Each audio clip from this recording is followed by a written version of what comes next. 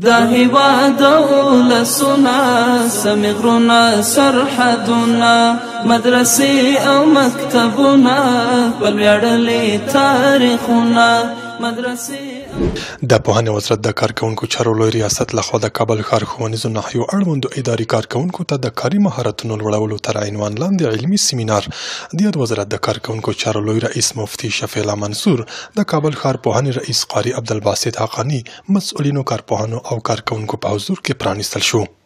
په پیل کې د پوهنې وزارت د کارکوونکو چارو لوی رئیس ګډونوالو ته د ښه راغلاست ترڅنګ د اداري کارکوونکو د کاري وړتیاو لوړولو ارزښت په اړه تفصیلي وینا وکړه او ویې ویل د پوهنې منصوبینو اداري او تدریسي وړتیاوې لوړول د پوهنې وزارت په کاري لومړیتوبونو کې ځای لري.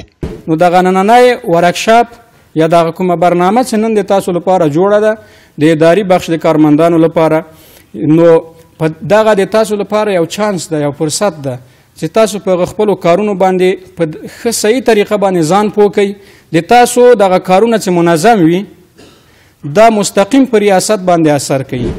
ورپسې د کابل ښار پوهنې رئیس د علمي سیمینارونو مثبت اغیزې تشریح کړي او له ګډونوالو یې وغوښتل چې د سیمینار له موادو او منځپانګې څخه اعظمي ګټه پورته کړي.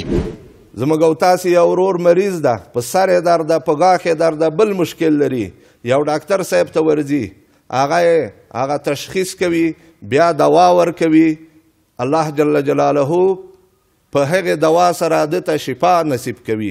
نو دا یې له هغه درد و مرض نه خلاص سو. دا په توسل د څه شي وسو؟ دغه ډاکټر دوا ورکړله، دا ډاکټر تا تربیه کړی وروره.